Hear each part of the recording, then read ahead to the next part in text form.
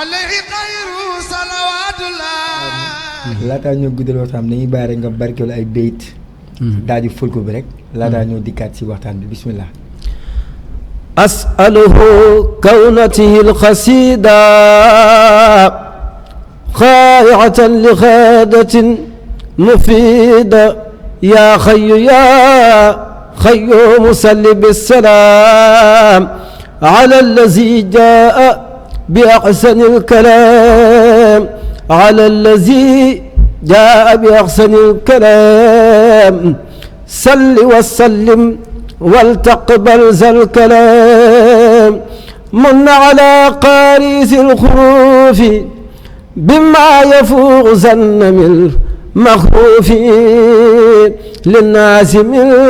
خرف خلد الرباب يا من كفى خذ القرور والنبا ولي يا رحمن يا رحيم يا خيو يا خيوم يا مكرم يا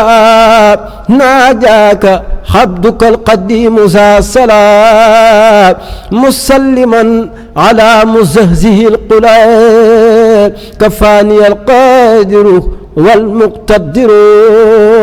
مع من الأناء القدر نفى لخير جاتي ما زاد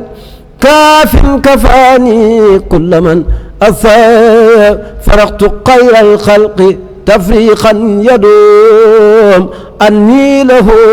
قل وقب وقديم تركت ما كان لي بالبيخ مبتهيا ما هند من لي يقضي قادتي لنا فتاه وهاب يا رزاه يا ملكي لفتع وعبلي وارزقني بكلانا ديخي يزل عاجلا بالبسر مع مدد